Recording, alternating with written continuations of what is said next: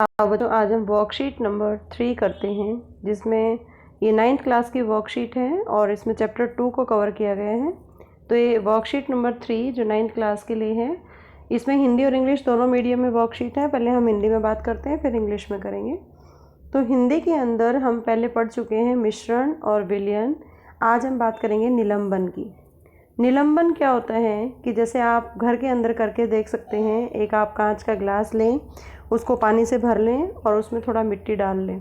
जैसे आप उसका विलयन तैयार करेंगे तो आप देखेंगे कि मिट्टी के कण इसमें पहले मिल जाते हैं, लेकिन जैसे उसको थोड़ी देर के लिए आप बिना छुए रख देंगे तो धीरे धीरे मिट्टी के कण सारे के सारे उसके नीचे बैठ जाते हैं। जिस तरह से इस जार में आप देख पा रहे हैं, पहले जार में जब हमने घोला था तो पूरी तरह घुल गए थे, धीरे धीरे वो सेटल डाउन होते जा रहे हैं और एक टाइम आता है कि अगर हम उसको 10 मिनट के लिए बिना छुए रखेंगे तो वो सारे पार्टिकल पानी ऊपर रह जाता है और नीचे सैंड रह जाता है।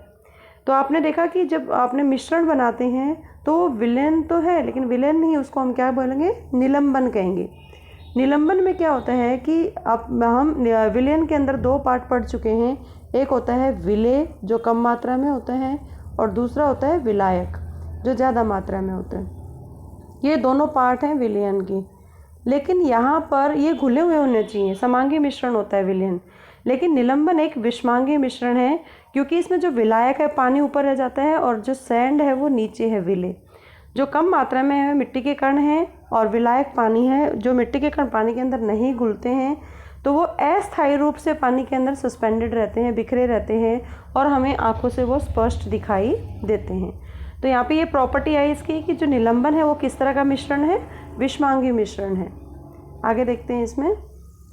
अब जो हमने विलेय आसानी से अलग कर सकते हैं, इसके अंदर आंखों से भी देख सकते हैं। अब उसको अलग कैसे किया जाए? अगर उसको आप कहीं पर भी जो मिट्टी आपने घोली उस जार के अंदर, तो या तो अगर फिल्टर पेपर नहीं है तो आप एक पतला कपड़ा भी ले सकते हैं और कपड़े या महीन कागज़ जो पतला कागज़ होता है उसमें भी आप छान सकते हैं। तो छानन विधि के द्वारा हम उनको अलग कर सकते हैं। आप देखेंगे पेपर के ऊपर मिट्टी रह जाती है और उसके नीचे पानी आ जाता है, तो पानी अलग और मिट्टी अलग हो जाती है।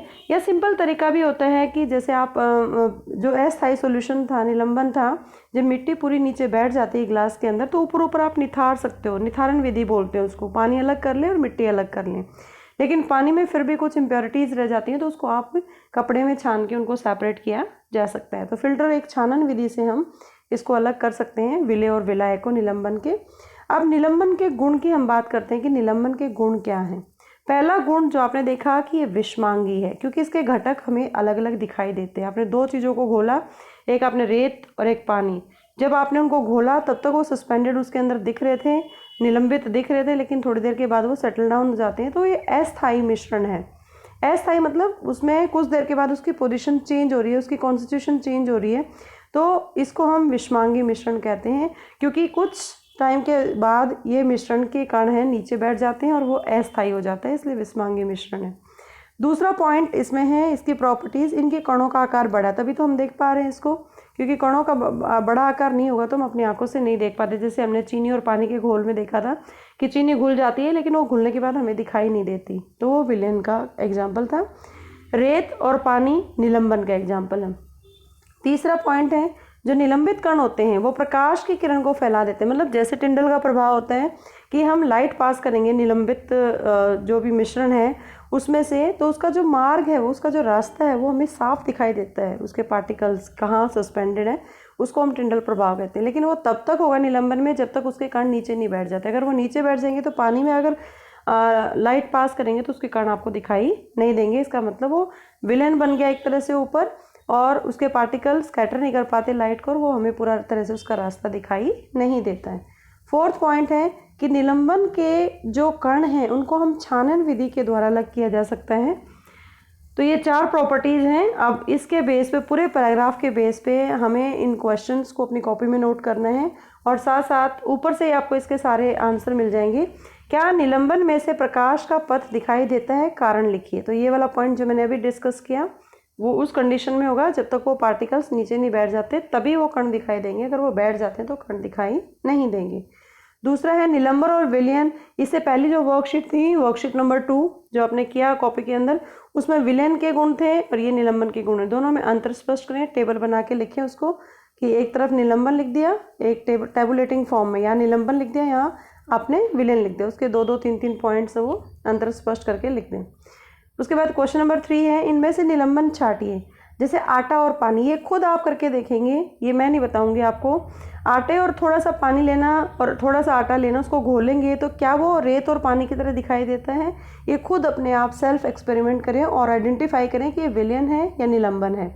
नमक और पानी लें, रेत और पानी, हल्दी पानी, ये सभी आपकी किचन के अंदर सारी चीज़ें अवेलेबल होती हैं। इसको आप खुद करके देखें और सेल्फ एक्सपीरियंस से इसको आइडेंटिफाई करें कि ये विलयन है या निलंबन, विलेन है या निलंबन है।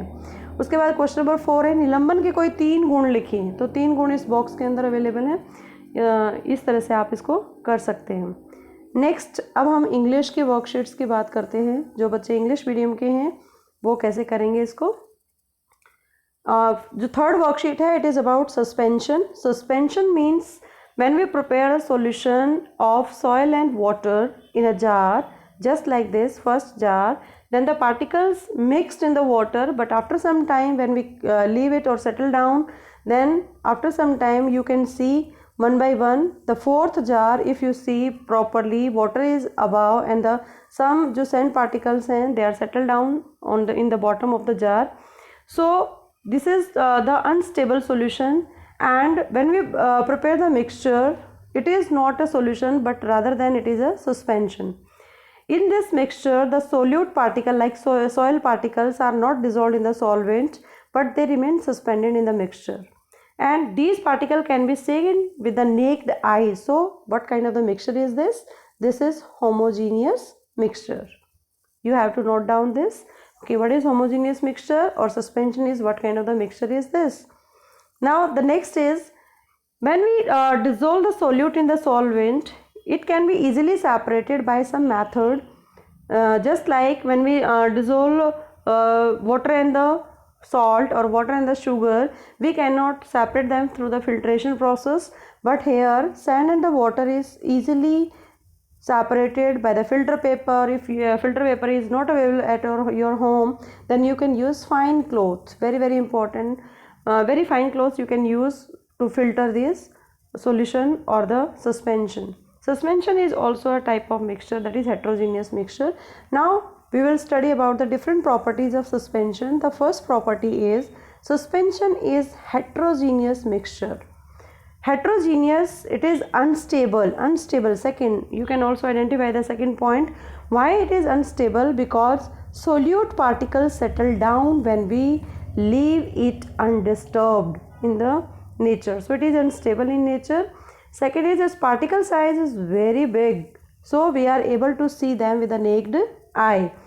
Third is suspended particles scatter the beam of light only. Condition is here only. Tyndall effect takes place only until they settle down in the mixture. When they are suspended in the mixture, when we pass the light, then we can see the particles or we can see the path very clearly. But when the particles settle down on the bottom of the jar, then we are not able to see the particles because water particles are not visible through the naked eyes and no Tyndall effects takes place.